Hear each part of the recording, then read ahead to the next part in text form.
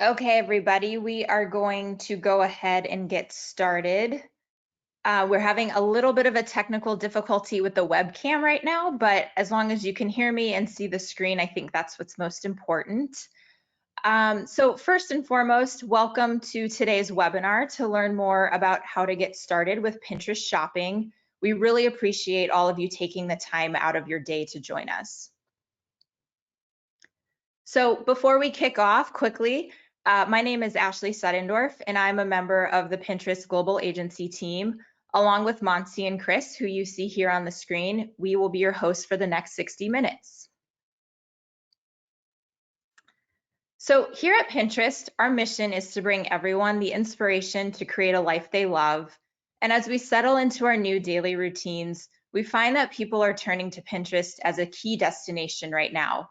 People are searching for ideas such as freezer meals and how to lesson plan for their kids. I'm personally a new homeowner, so I've spent even more time on Pinterest lately, shopping for a lot of new projects I've undertaken, some successful, others you might classify as a Pinterest fail. But whether people are shopping right now for home improvement projects, to furnish a new office nook, or to find their new work from home athleisure outfit, people are walking the virtual aisles of the Pinterest platform right now, and they're searching for visual ideas to help them adapt to their new reality. So knowing this, the goal of today's webinar is to help you reach these shoppers by equipping you with the knowledge of how to run an effective Pinterest shopping campaign. So quickly, just reviewing what we're going to go over today on the agenda. The session is going to run around 60 minutes. We'll spend the majority of the time hearing from our product marketing manager on shopping, Monsi Dometti. She'll walk everyone through what Pinterest shopping is and the steps to get started and how to run an effective shopping campaign, along with best practices for each step of the way. We'll then allow you to ask questions straight to Monsi and Chris Edberg, who's one of our Pinterest product experts on shopping setup and execution. And then we'll close with a fun quiz. So as you can see here, we have set up a curated Pinterest board of items that are actually for sale on Pinterest from what's called our verified merchant program. So the first person to chat the correct answer to those questions will actually receive an email as a follow-up with instructions on how to redeem your prize from this Pinterest board. So before we get started, just some quick housekeeping as well. As I mentioned, we will be hosting Q&A at the end, and to submit a question, just use that question bubble on the right-hand side of your screen, and we'll get to as many as we can. And then we'll use that same question window to collect responses to that quiz at the end I just referenced. And then just know that afterwards, we'll be sending out a comprehensive email to everyone registered, and that'll contain some key resources for you. And we'll also have a brief survey pop up at the end. So with that, we will go ahead and get started. Over to you, Monsi. Thanks so much, Ashley. Hi, everyone. I'm Monsi, as Ashley mentioned, and I'm really excited to talk to you all about the shopping opportunity on Pinterest today. We've never had more ways to reach shoppers, and this is especially true today. We're living in such a weird time, and with everyone shopping now from the comforts of their home, the World Wide Web is a very vast place, and there are so many more ways to shop than there have ever been in the past. The problem that e-commerce solves for is convenience. If you know exactly what it is you're looking for, you can get it with a click. There are several platforms that are there to help you find that perfect item that you have already made up your mind about, get it in just a few days for the best price possible, and see all the reviews in the world to make sure that you've made the right choice. But when you're trying to shop for something that is a little bit more abstract, something that you've never purchased before, something that you're trying to bring into your life for the very first time, that's where it gets a little blurry. It's sometimes shopping things like furniture or something like fashion. You're bringing something that's very, very personal into your life. You're not just shopping for an armchair, you're trying to envision that armchair within your existing home. And you need more than just a utilitarian transaction. You're looking for something that is literally going to fit into your life, and therefore you're looking for something that inspires you every day. Inspiration has always been key to shopping. No matter how shopping has evolved over the years, the one thing that stays consistent is that shoppers need inspiration for certain kinds of purchases. 66% of people say that the inspiration phase is influential in determining what to buy. And this is especially true on Pinterest, where we bring inspiration to pinners every day. And because inspiration matters to our pinners, it should matter to your advertisers that you work with, and therefore to you. Shoppers focused on finding that perfect product for their lives tend to spend more on average. They tend to spend 1.2x more than they would if they were making just a transactional purchase. And that's what we strive to deliver at Pinterest. We have 335 million pinners from around the world who use Pinterest every single month. And these are some of the most coveted audiences for retailers. 80% of US moms, 1 in every 2 US millennials, 76% of US millennial women, and 40% of US millennial men are pinners. But they're more than just these statistics, they're also decision makers. They are people who buy. 83% of pinners have made a purchase based on content they saw from a brand on Pinterest. And they are people who come undecided to the platform.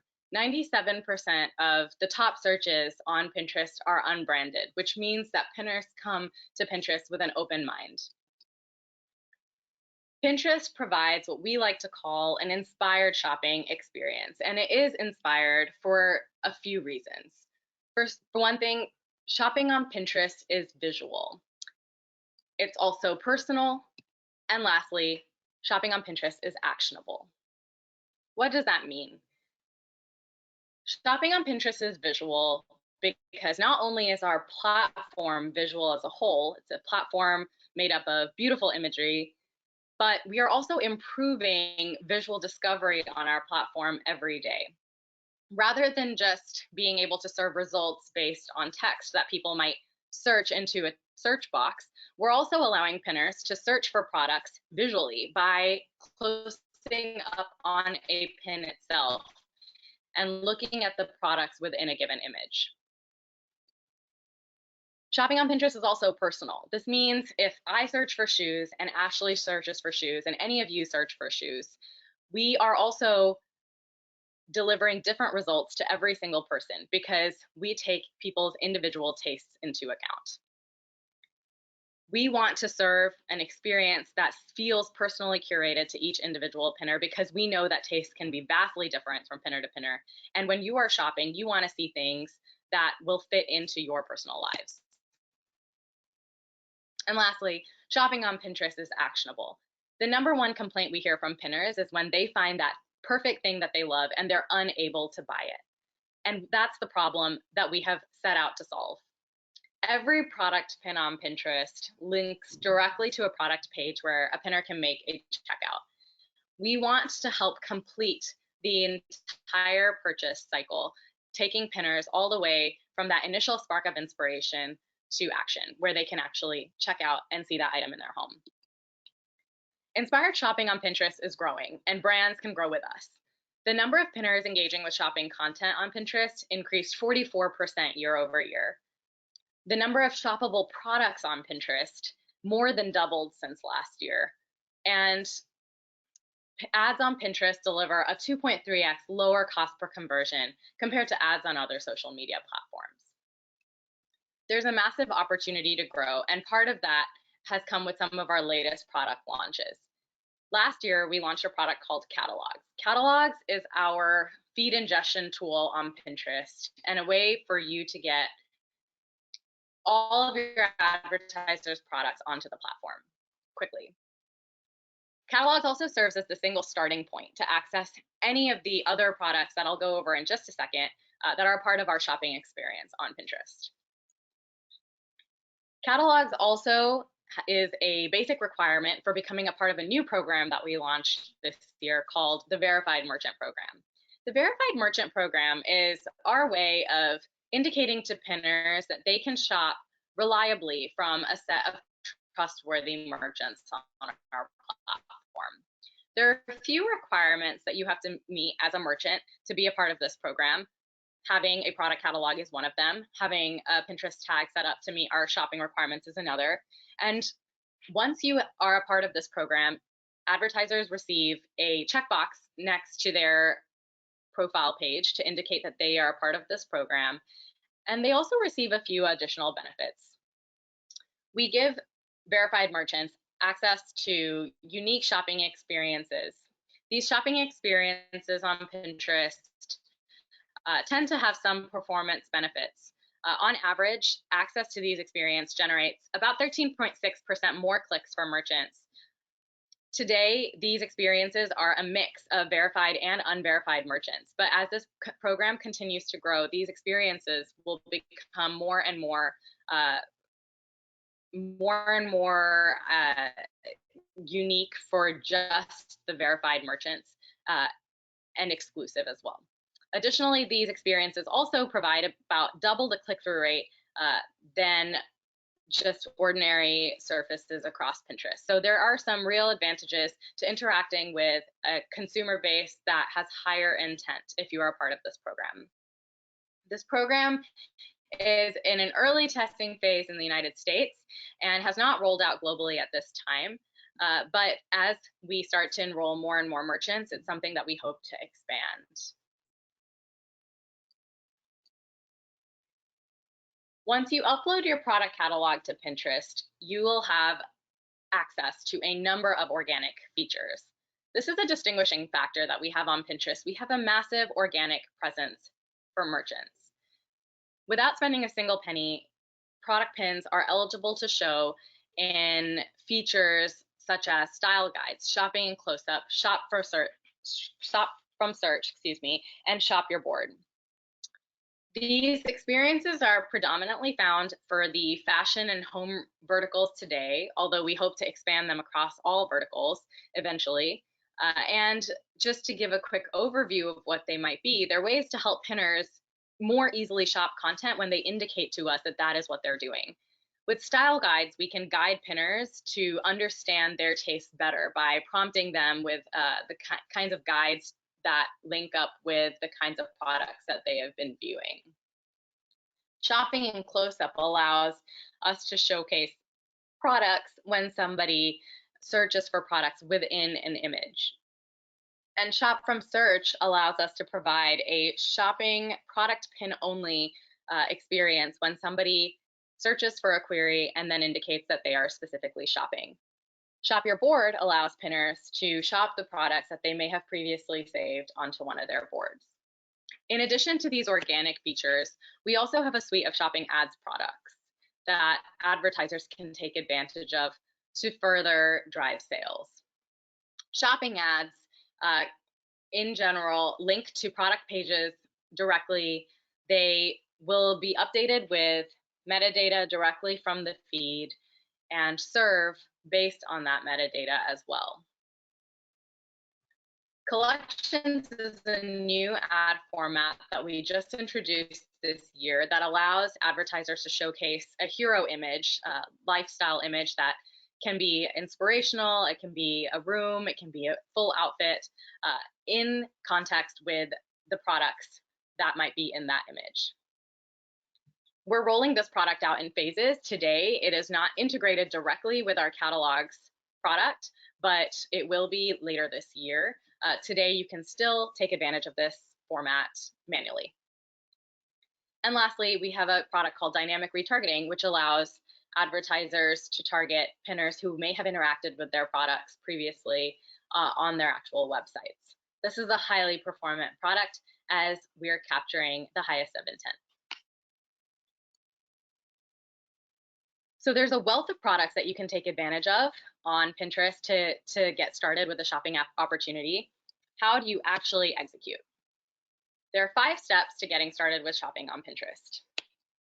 The first one is pre-processing prep, which happens before you actually give us a product feed. It's important for advertisers here to make sure that they have a registered business account with a verified domain. The verified domain becomes important because any product feed that we receive should have the same URLs as a domain that has been claimed by the business. It's important to implement a Pinterest tag to track key shopping events, and these may be different. The setup may be different than what an advertiser has set up in the past for non-shopping campaigns on Pinterest. And then lastly, it's important to prepare a data source to the Pinterest specification. To set up your Pinterest tag to track key shopping events, we're looking for you to pass back certain event types that are specific to shopping. For example, we need checkouts, add to carts, and page visits at the very minimum. These are not necessarily required when the Pinterest tag is implemented for non-shopping campaigns, but it will really help if you want to test conversion optimization on our shopping ads campaigns or try dynamic retargeting. For dynamic retargeting, it's also very important that you send through a product ID specifically for each of those event types that I listed: checkouts, add to carts, and page visits. The specific implementation of the Pinterest tag is crucial to making sure you can get the most out of our shopping products. Because we know that feed management and tag management can be complex, we work with a number of shopping partners in the industry who can help make this process much easier. We have integrations with Feedonomics, GoDataFeed, Lango, ProductsUp, and Shopify on the feed management side. And on the tags management side, we work with Equid, Google Tag Manager, Telium, Shopify, and Square. Once you've done the pre-processing work, the next step is to actually give us your product feed and get it up and running. The data source processing phase is where you add your data source to our catalog's product. The first processing takes maximum 7 hours, and the data source processing will happen every 24 hours after that first ingestion. So to get started, you can head over to catalogs.pinterest.com and provide a link that will take us to a location where we can fetch a feed file from every day. This link can start with HTTP, can be an FTP or an SFTP. If there are any credentials that you have, you can also enter those in at this phase so that we can get and fetch your feed every single day.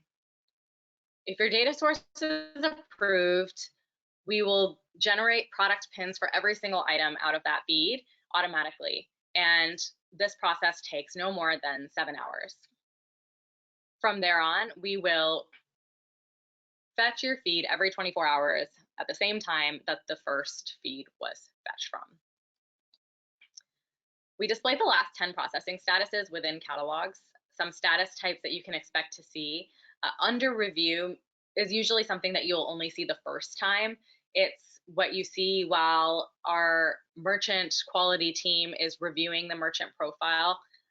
We want to make sure that your profile complies with all of our merchant guidelines and meets our policies on Pinterest. You will either get an approval or a rejection. If you see that rejected status, you can always appeal if you feel like that status should not apply for your particular merchant profile. Once your merchant profile has been reviewed, you'll either see a paused status or an active status. Paused means you have paused your data source. That means you do not want us to fetch your data source or product feed every 24 hours. You may pause if you are restructuring your feed, or maybe you are restructuring a an advertiser website. For whatever reason, you don't want that regular feed ingestion process to happen, and therefore you can pause. Normally though, you'll probably have that status set to active. And when a feed scheduling process is active, you will see a few statuses every day. Queued for processing means your data source is queued to be processed. This will usually be while we've fetched your feed and we're just in the middle of processing. There's processing phase, the completed phase, a failed phase, and a no update phase. A no update specifically means the feed file that we fetched from you is exactly the same as the previous fetch, and therefore there are no updates made. To troubleshoot your feed, we also provide a validation report that has a number of error messages if there are any errors in your feed. There are two different kinds of error messages that you will see. There will be failures and then warnings. Failures indicate that the file or a line item has not gone through, has not been processed, did not create pins because there was a fatal error. There was something wrong that prevented us from being able to actually process either the whole file or an item. So a file level failure means your entire data feed did not get processed and was not able to go through. Reasons for this could be maybe we got an incorrect location link and we weren't even able to fetch the file. Maybe there was something wrong with the credentials and we weren't able to get through something that was password protected. Or maybe there's no verified domain for this account. Item level failures would mean that the feed itself went through, but there were certain line items that had fatal errors and were not processed, and therefore pins were not created for those line items in the feed. So if there was an image link, for example, that we cannot access, image link is a required field for our feed, we would not be able to process that individual item. In addition to failures, we also will surface warnings. And warnings means that the file or line item has been ingested, it's been processed, but there are some improvements that could be made. So at a file level, it means that we were able to process your entire file, but there may have been duplicate columns, for example, and we encourage you to revise that and look into it before the next ingestion to avoid any issues.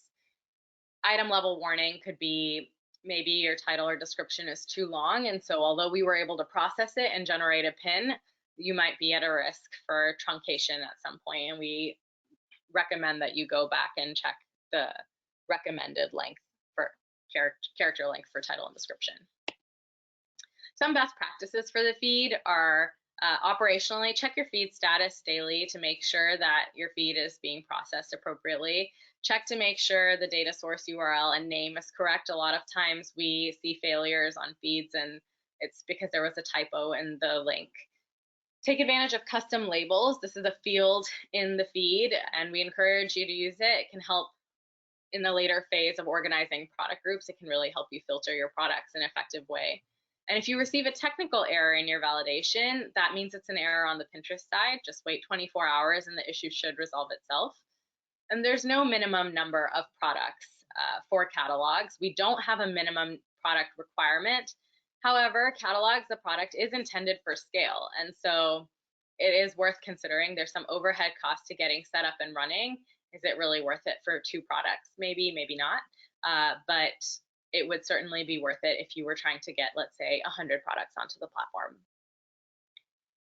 Titles and descriptions, we recommend that you use accurate descriptions for titles in the product feed. Sometimes we see people trying to cram a bunch of keywords in the titles and descriptions, and this creates a really poor pinner experience.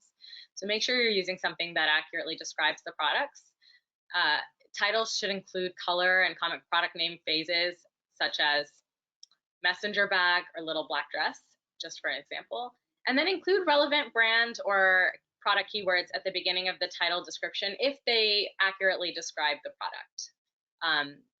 We do use the title and description to inform organic and ad serving, so it can be a great tool, but also know that depending on where your pins serve on Pinterest, we may change the length of the text that actually displays. So we encourage you to try to put relevant terms at the beginning of the title and description so you have more chance of actually showcasing those on Pinterest. When it comes to the actual creative, we recommend adhering to our creative best practices across Pinterest. Use high quality vertical images that will stand out. We recommend a 2 to 3 aspect ratio. Lifestyle images tend to work better across all of Pinterest. Lifestyle images yield on average about a 32% higher click-through rate than plain product images on Pinterest. That being said, if you don't have lifestyle images, that's okay. We still try to serve product images in context when we know pinners are shopping, and so we'll try to surface them in a way that blends in on our platform and still is relevant to the pinners. Don't add templates to your images because they create a poor pinner experience as organic pins. all of the pins that you upload onto our platform live both organically and serve organically, but then also can be promoted. So although templates may feel like a great fit for ads, they don't provide a great pinner experience organically. And so we recommend that you do not use them at all. If you would like to, you can use a small tasteful logo on creative, but certainly no text or dates or prices. We recommend that you make all of your images available through the data source. So if a product has multiple images, we do recommend sending through all the images. Although we'll primarily serve the primary image, sending additional images gives us options to choose a more appropriate image for a particular surface on Pinterest or a certain context on Pinterest. So if we see that pinners have found themselves on a product page where they're looking at a bunch of square images, if you happen to send us an image that was also square, we could pull that and show it in a way that fits really nicely on that page. Once you're done uploading your products, the next step is to create product groups. Product groups are essentially just organizational containers for your products, a way to kind of group all of the very many products that you might have in your feed. You can then feature these product groups either organically on your business profile on Pinterest or promote them. There are 4 filters that we provide within catalogs that you can use to create product groups. And these are all based on fields that you send through in the actual product feed.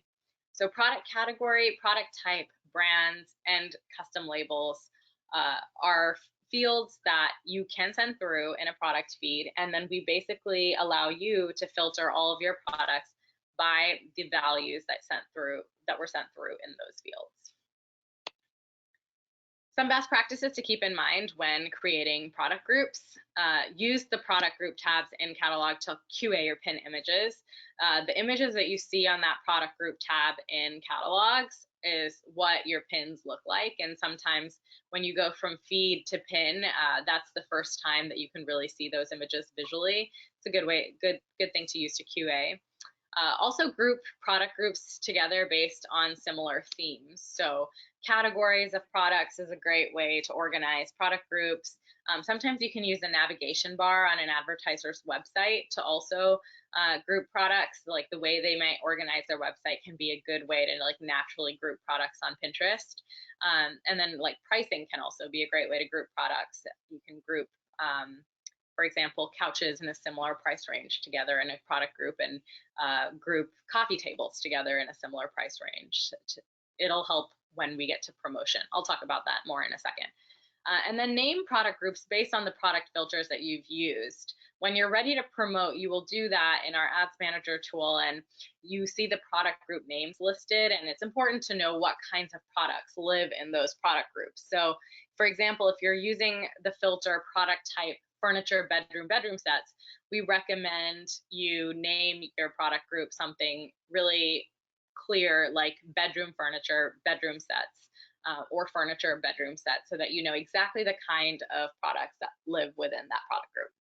And then use the product group performance tab in reporting to break out top performers over time.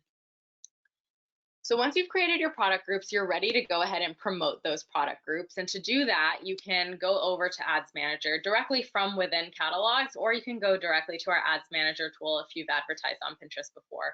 You should be familiar with what that is. There are 2 ways to promote your products through our catalog sales objective within Ads Manager. You can run just ordinary shopping ads as prospecting campaigns. This is the default option if you choose a catalog sales campaign. Think of it kind of like broad targeting. We essentially use the metadata from the product feed to serve your pins across Pinterest to people as they shop. Or you can select dynamic retargeting campaigns within the catalog sales objective, and this will allow you to specifically retarget people who have interacted with your products on an advertiser's website in the past. There are 2 ways to set up catalog sales campaigns. So you can set them up through Ads Manager in our UI simply by selecting the catalog sales objective and then selecting product groups at the ad group level to promote. Or you can set it up via our bulk editor where you fill out a few shopping specific columns in the bulk sheet. Again, you'll have to select the catalog sales objective for campaign objective, and then you can fill in a few of the IDs. You'll need to reference a product group ID that is provided in catalogs for bulk sheet. Some best practices when setting up all catalog sales objective campaigns: group multiple but similar product groups together under one ad group initially. People tend to search more broad idea-based terms on Pinterest, and when people come to Pinterest, they tend to be browsing, and even though they're narrowing down their search visually, the initial words that they type into the search bars might be very broad. If you start off with a really granular product group structure, you may be spread too thin with your budgets across the number of different ad groups. So we recommend starting with one ad group or a smaller number of ad groups that have a larger number of product groups within each ad group. Now, over time, you can definitely optimize these and break product groups out. We recommend limiting your negative keywords at launch to prevent scaling. You can use negative keywords as a brand safety tool if there are certain terms you definitely do not want to serve your ads for, but we recommend not using negative keywords to necessarily as an optimization lever to try to filter traffic, as that can limit scale. We recommend waiting 2 weeks before layering on another tactic such as act-alikes to prevent scale issues at launch. It's important to let our system ramp up, build a little bit of a history, and then you can layer on additional audiences on top. And if your main KPI is checkouts, conversion, CPA, or ROAS, we recommend using conversion optimization as the objective and targeting all placements and devices. This will give our algorithm the maximum opportunity to learn where conversions are coming from and serve your ads appropriately. If your goals are CPCs and site traffic and your main and that's your main KPI, then you can create a little bit more of a granular structure and you can break out mobile, desktop, and placements so that you can drive the kind of click traffic that you're looking for. For dynamic retargeting specifically, we recommend launching with just one product group, our all products product group. And then over time, if certain products just perform wildly different from other products, you can break out specific products and groups into their own ad groups. But we definitely recommend just starting with all of the products in one product group. We also recommend selecting a longer look back window, minimum 60 days for dynamic retargeting. A longer look back window allows you to build an audience, a larger audience, because we're accounting for more site-side visits within that time, which then allows you to scale your spend really effectively. Once you've set up your campaigns, the next step is to measure and optimize over time. This is an ongoing process. We think of shopping campaigns to be evergreen campaigns that should stay on over a long period of time so you can optimize over time. To get started, we provide some special reports for shopping in addition to the campaign level and ad group level reports that are already available within Ads Manager. Our report center also allows you to pull product group level and item level performance for catalog sales campaigns. This allows that slightly more granular look into your performance and can help you understand how to structure your account going forward. For verified merchants, we've introduced a new report this year called the Conversion Insights tool, and this allows advertisers to see organic and paid performance together for their product pins. So this is a pretty exciting report. It's the first time that we have revealed this. Some best practices here. When it comes to measurement, we recommend measuring shopping ads campaign on a 30-30-1 attribution window. That means 30-day clicks, 30 days engagements, and 1-day view. The reason that we recommend this in general is because people come to Pinterest to plan, they're spending a lot of time, they're saving products to boards that they will later revisit and sometimes buy. We feel that it's very important to choose an attribution window that closely aligns with how long people actually take to shop for your products. Keeping that in mind, you may realize that some products are quicker purchases, and that's okay. If that's the case, you can have a shorter attribution window. But some purchases, especially when it comes to the home vertical, for example, maybe even longer than this. And it's important to just keep that in mind when choosing an attribution window. Consider layering on audiences. Of course, that will always refine the kinds of pinners that you're reaching, but keep in mind that that can also limit scale. And so it's a balance between getting those really high intent customers, but potentially also limiting the people that you reach. And then look to additional levers to further optimize performance. So again, if you're not using conversion optimization and that's your goal, we really recommend trying that. And then dynamic retargeting paired with prospecting campaigns can be a really strong tool to drive ROAS goals.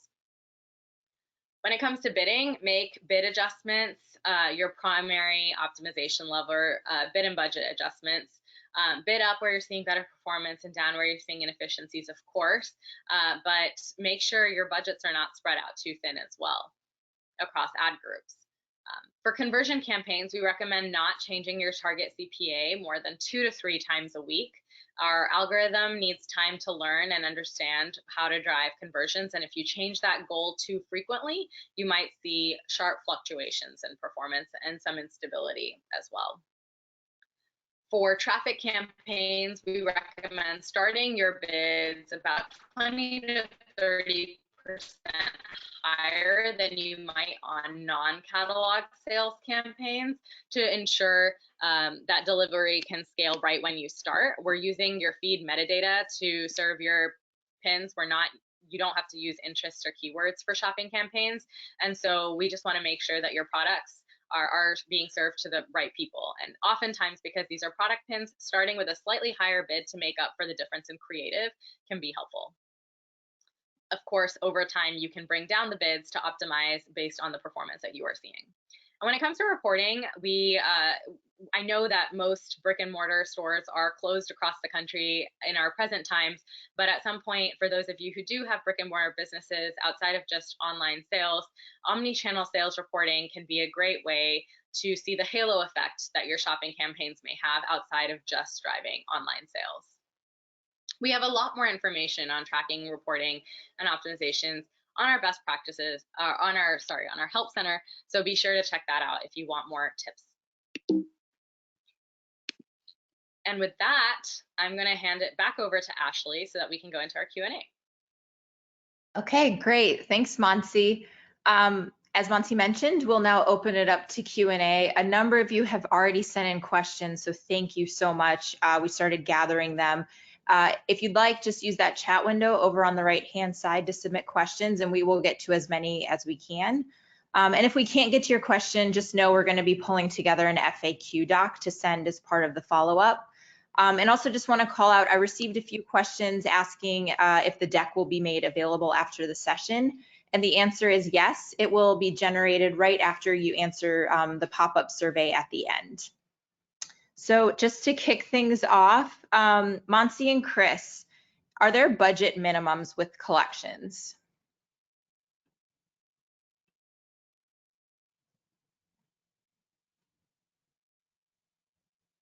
We do not have budget minimums for the time being. We can provide recommendations if you need them, if you work with someone from our Pinterest team to get you started. But there are no budget minimums to use the format, no. Great. Next question, can all shopping creative types be run in the same campaign?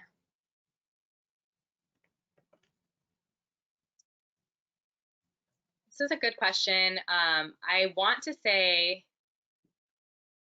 yes, but I'm not 100% sure. There's only 2 creative types available for shopping today, which is our standard pin and the new collections format. This format is really new. It just launched in the past 2 weeks, so we can double check and get back to you. But yeah, I would want to follow up just to make sure I'm giving the right answer. Okay. And then I'll answer from a DRT's perspective. So the dynamic retargeting can be ran in the same campaign as your standard shopping. So dynamic retargeting is just a setting that's actually set at your ad group level. So we'll get back to you on the collections component, but standard shopping and dynamic retargeting can be launched all within one campaign if you'd like. Yeah, and I think it's worth clarifying that dynamic retargeting is more of a targeting type because you're reaching pinners who have previously engaged with content. And so we do allow you to run that at the ad group level, as Chris mentioned, and you can run dynamic retargeting for both formats of standard pins and collections. Great. Next question, can we run non-retail partners who leverage feeds on other platforms like travel or restaurants, etc.? We don't actually support non-retail feeds at this time, although we would love to in the future. But today we're limited specifically to retailers. Perfect, thank you. Okay, next question. Are there any differences in search queries that trigger shopping ads versus collection ads? There are some slight differences. The reason that we decided to go and create this collections format is because a lot of the search queries that we receive on Pinterest are looking for ideas, and sometimes they can be as broad as living room ideas or living room inspiration, for example. And sometimes serving a product pin of a ottoman, for example, may not be the ideal results for that kind of a query. So we are hoping that the collections format can be just maybe a step up in some of the kinds of queries that come through. We would probably favor showing a collections pin for some of those idea-based queries, and then as pinners continue to drill down into products, show more product pins. And then show product pins for the more product-oriented queries. If somebody is searching for brown couch, for example, serve it there. I would like to just also reiterate that text queries are just one of the ways that pinners search on Pinterest. We're seeing an increase in the way that pinners use our visual discovery tools. So actually clicking in on the pins, like zooming in on a particular image and trying to find products that way. And so, yeah, we could definitely see a world where we serve more collections for kind of some of those generic text queries and show product pins as pinners start to search visually for the specific products they're looking for. Great, thank you. Next question, could you go deeper into product feeds? What if a client doesn't have a third party managing this? Is this something we can manually manage? Yeah, it is something that you can manually manage. You would need a place to host the feed, and I think that's one of the most challenging parts for advertisers is where does the feed get hosted so that we can fetch it on a regular basis. But other than that, if you have a place to store that feed, our feed requirements are pretty standard, industry standard, and there's, I think, 9 required fields, I believe, that you need. And as long as you have those 9 required fields, everything else is extra. And so it can be pretty lightweight to get up and running. Great. I'm getting some questions about the verified merchant program, so I'll group some of them together, but questions around how do you get whitelisted for the program? Is the ability to become a verified merchant available to all US business accounts currently? Just kind of clarifying qualifications for the VMP program. Yeah, I can speak to this a little bit, and then Chris, maybe if you have additional context into the specific process, that would be great. But in terms of requirements to be a part of this program, there are some requirements, just like having a catalog, having a Pinterest tag that meets our requirements, and then there's a few additional features that we have on our side that need to be vetted by someone at Pinterest to qualify. And to go through that process, I believe you can reach out directly to an account manager at Pinterest to get set up. Chris, would you have a little bit more guidance on that process? Yeah. So currently we have specialized support for a couple different verticals. So if you're in the home decor or women's fashion vertical, you can reach out to your account manager and work with them to make sure that you get our specialized support to get you up and verified. But there is a self-service portal for anybody. So if you're not in one of those 2 verticals, you still have the ability to become a verified merchant. The key is that we look for a couple different things, as Matsi mentioned. One is we're going to look at the health of your tag, make sure that your tag's set up. And really what we're going to look for in this side of things is to ensure your tag is set up to potentially run dynamic retargeting. So ensuring that page visit, add a cart, and checkout are all placed and properly passing back product ID, and that they also match to the product IDs that you're passing within your feed. And then the second piece is we'll look at just overall feed health and make sure that the items that you're passing through are healthy, that they're ingesting properly as well. So whether you go through the self-service portal or your specialized support from our side, those will be the criteria that we'll look at. So yeah, hope that answers that. Great, thank you. Next question, let's see. Are catalogs available in different languages? And if so, do you set this at the campaign language targeting level? We do support catalogs in different languages. You would have to set that at the feed level. So when you're giving us a feed for ingestion, you would just indicate the language that goes along with that feed. Catalogs are also available internationally in all of our monetized markets for Pinterest. One thing that we do not support today, but are working on providing in the near future, is multi-feed support. So today, if you have multiple languages that you might want to have, we would need different feeds for each language, and one account today cannot support multiple feeds. So you would need to create multiple business accounts to serve those different languages. That is something that our team is working on building out support for. So within the next few months, we should have updates on when that functionality is rolling out. So we would recommend maybe starting with one language initially, just for ease of setup, and maybe onboarding additional languages in the future when that multi-feed support availability becomes available. Great, thank you. I'm getting also a few questions on DPA and ad previews. Is this a functionality that's available? We don't have ad previews available today for shopping. And when you say DPA, I'm assuming you're specifically talking about being able to dynamically layer on additional creative features, which is not something that is available today. The retargeting portion is available. That's our dynamic retargeting product. Great. Let's see. Is there a recommended level of granularity for product groups? Example, is it recommended to level product groups up to quote women's tops as opposed to quote women's shirts, blouses, tanks, tees, etc.? Yeah, we definitely recommend starting broader, and there's a few reasons for that. So because so many of our queries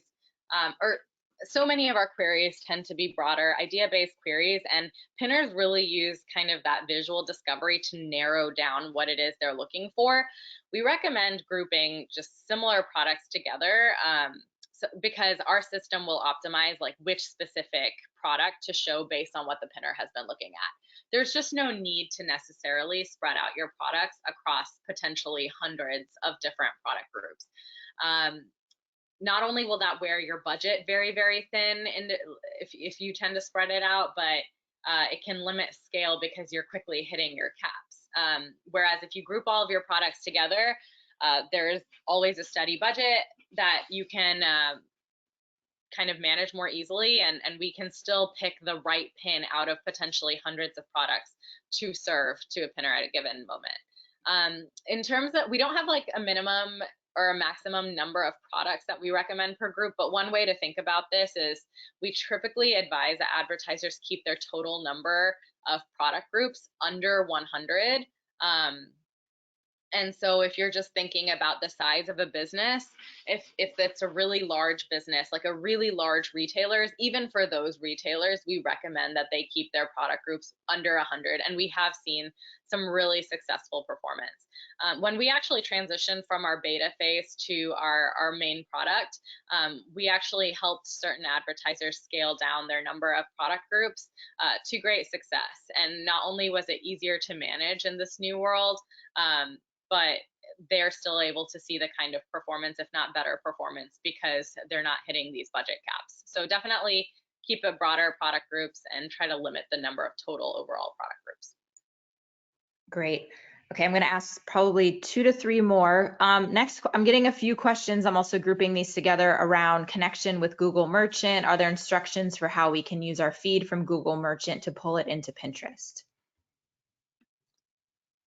I want to say that we don't have specific instructions for how to pull in your Google Merchant Center feed to Pinterest, but our requirements are really similar to Google's feed requirements. And so if you were to use the same feed, you should be able to repurpose for Pinterest with minimal changes, if any. It kind of depends. Google accepts more variations than Pinterest does to a certain extent. So although we support all of the main requirements and we're pretty industry standard, it's possible that Google accepts certain formatting that we don't, but we should be able to accept it with minimal changes to the feed. Okay, great. Next question. Do you have to have your product group shown organically, or to promote shopping ads, do they have to also be on your merchant profile? No, not at all. The organic option is just something that we provide as a way for merchants to showcase their products on their profile, but there's no requirement to necessarily show it there. We just provide product groups as almost like an organizational mechanism for merchants. If you would like to only promote it, you can do that. Your products all live on something we call a protected board, which means it will not show it won't show on your profile in like a board anywhere. It'll just kind of exist invisibly in the back end. Okay, great. And I saw a lot of questions around how that works with uploading a feed but keeping it hidden. So I think that answer addresses those questions as well. So thank you. Last question. This is probably one for Chris, and then we'll move on to the quiz. With data source processing, if the status is marked as rejected, how long would it take to get an updated status after appealing? Yeah, so I will attempt to re-ingest your feed every single day. So if your ingestion failed completely, the system will re-trigger another attempt to ingest the following day. So it should take 24 hours for the next update to pass through. If you're having to reach out to our marketplace quality team to appeal a policy rejection, I don't have their SLAs off the top of my head, but you should hear back within a week tops, if not sooner. They are typically very good at answering any kinds of any appeals that come through. So you should be able to get an answer pretty quickly. Okay, perfect. Well, we have about 5 minutes left. You guys sent a ton of questions, so thank you so much. What we're going to do is, for everything we couldn't get to, we're going to put together an FAQ doc, and we will answer these questions and send it out to the group. So thank you for all of the questions. We'll make sure we get to all of them as a follow-up. So moving into the quiz, just remember, just use the same questions window to submit your answers, and I will monitor who comes in with the answer first, and we will explain the correct answer, and then we'll reach out to that person after the session and let them know how to redeem their prize. So get ready. All right, question 1. What is the minimum number of products you need to use Pinterest catalogs?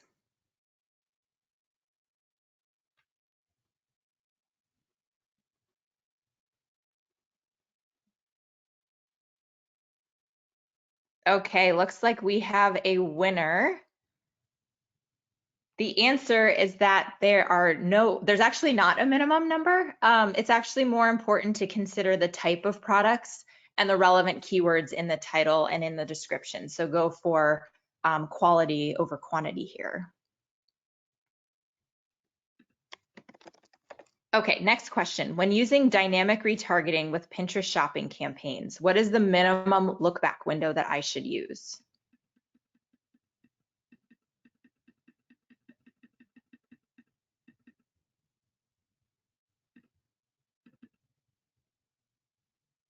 Okay, looks like we have a winner. The correct answer is 60 days. A longer look back window on Pinterest accounts for more site-side events. which then translates to a larger audience size. And this will in turn then allow you to scale your spend. So 1 second, Monsi, before we go to the next one, because there's a lot of answers in here. You guys are great.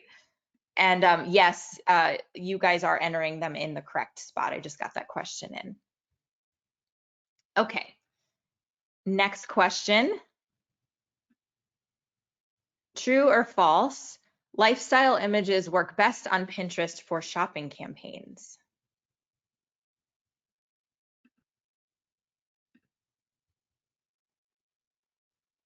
And then also state the reason why. So I've got some answers coming in. Just make sure you state why.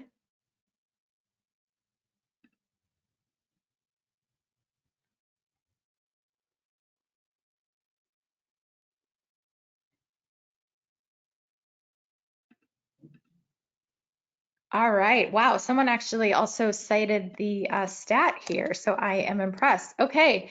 The answer is true because lifestyle images on Pinterest average about a 32% higher click-through rate than product images. That's not surprising, obviously, because that is due to the visual nature of Pinterest. But also note, and Monsi mentioned this earlier, that our system will optimize to what creative type is driving the best performance. And so that's not to say that product images don't perform, but we do encourage lifestyle imagery if you're really looking to drive up that click-through rate. All right, last question. True or false?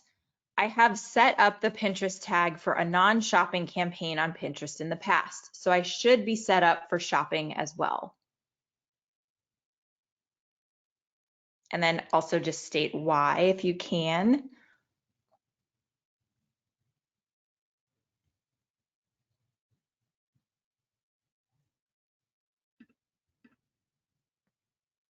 Okay, I think we have a winner in here. They submitted both the answer and the reason.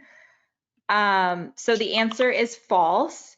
Shopping campaigns, especially conversion optimization and dynamic retargeting campaigns, require you to pass back specific shopping event types with product ID data. So you're going to have to update that for the shopping campaign, even if you've set up that Pinterest tag for a non-shopping campaign in the past. So that is all. Thank you guys for all of your answers, your interactivity, your questions. That is a wrap.